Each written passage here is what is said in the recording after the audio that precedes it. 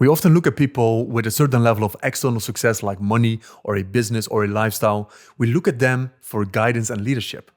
But the question is, does success make a good leader? And these are usually the individuals that are the loudest. They are pushed to the front. You see them the most online. But the tricky thing as well is they speak to a fear that is inside all of us, because we are conditioned to believe that our self-worth as a human being is tied into what we have and what we don't have. So now we start to anxiously pursue these external things. More money, financial independence. I need to have this lifestyle. I need to live in this country. I need to have this six-pack. I need to have this car. And then I'm finally good enough. Then I'm finally worthy as a human being. Then I'm finally free. And the scary thing is once you achieve all of these things, you will realize it is never enough.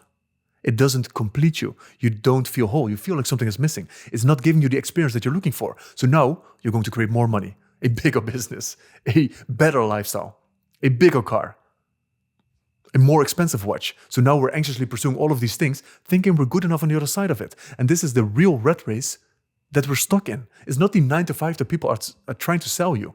The real rat race that we're stuck in is anxiously pursuing all these external things, followers, money, business, six-pack, thinking you're good enough on the other side of it. But these things will never complete you. These things will never make you feel whole. But the thing is, you have this conditioning inside of you. We all have this to a certain extent. So now we see the individuals with a lot of external success and we think they've made it. They have made it. They must feel so good enough about themselves. They must be so free. So I need to listen to them. I need to follow their lead. I need to follow their guidance because they have something that I want to have. Which is not true, by the way. But let's go with that belief for a moment. So does success really make a powerful leader? A good leader? Is that really the leadership that you need in your life? So let's imagine that you are being guided by one of those individuals, a billionaire or an individual with a certain level of lifestyle, and he's treating you like shit. He's cursing at you. He's screaming at you. He doesn't care at all about you. He doesn't listen to you. There's no collaboration. There's no co-creation possible. Well, but he is successful. He has all the success. He's lying.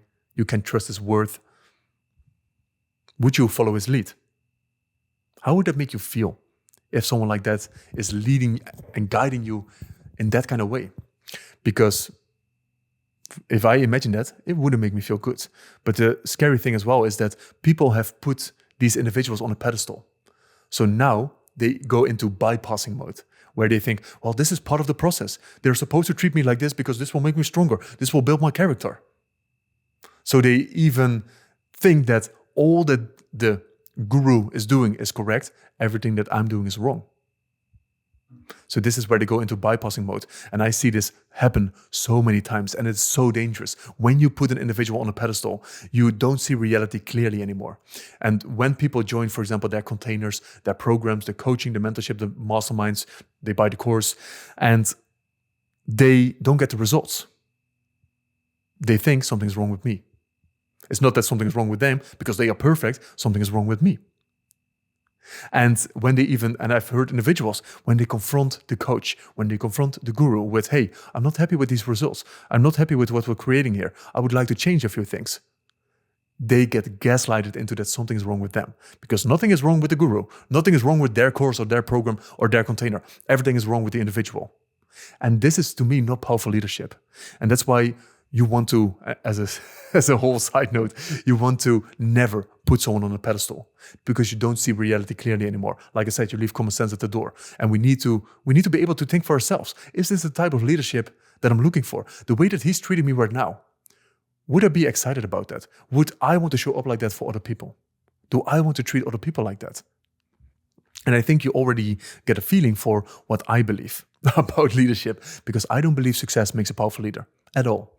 The thing that I'm looking for is someone's essence. Who is he being in this world?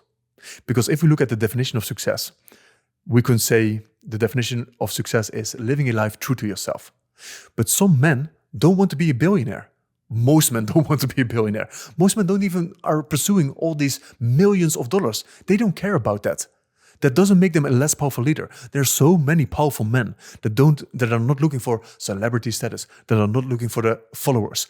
They have a local business, they take care of their communities, they are leading their families, and they are such powerful leaders. but they are not the loudest. You don't see them at all because they don't want to become a celebrity. But I believe in their essence, they are a very powerful leader. And there are leaders like that everywhere around us. But if we have the filter on that only external success makes someone a powerful leader, you can't see those men around you. You can't see those leaders around you. Because you're filtering everything through, oh, what did they create in life? How much external success? How big is their business? How much money do they have? Okay, they have enough money. Okay, now I listen to them. But this is not the thing that you want to be looking for. Who is someone being in this world? And even if you look at the people that created massive external success, we can argue, well, they have some kind of self-leadership, right? So they must be a good leader. But how did they create the success? Did they create it from a level of purpose, from service, from love, from truth, from caring for other people? Or were they lying? Were they manipulating? Were they intentionally hurting people to get the success that they want?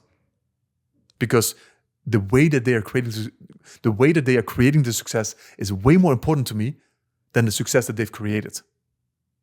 Who they are being is way more important than what they have in life. And that's what you need to be looking for when you are looking for certain leaders. Because just because someone is loud, just because someone seems confident, it doesn't mean that you want to follow their lead. Just because someone has something externally that you think that you need or want to have, doesn't mean that you want to be following their lead.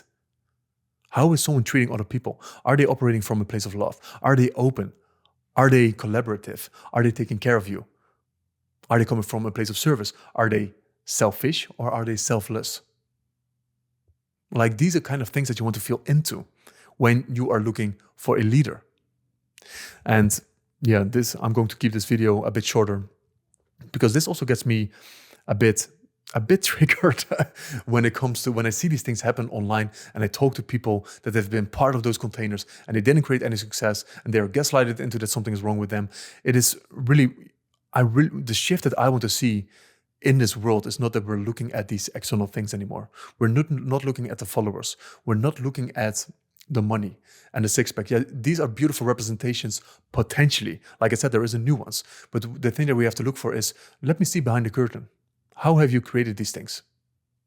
Like, from what kind of place are you creating? What kind of human being are you? Like, what kind of characteristics, what kind of values do you embody? And that's why it's always interesting when a leader is under pressure, for example. When they are being challenged, that's when the real version comes out. Because it's easy when they are on top of everything and on the pedestal and they are, let's say, doing their thing in that kind of way. But when someone is challenging them, then it becomes interesting. Then you see the real essence come out. So how is someone operating under pressure, for example? So these are all kinds of things that you want to be looking for. So in short, I don't believe a powerful leader comes from the success that they have or don't have. I believe a powerful leader is in someone's essence. That's the thing. It's who he is being. It's what kind of being is creating the success. And that's the thing that I look for when I look for a leader.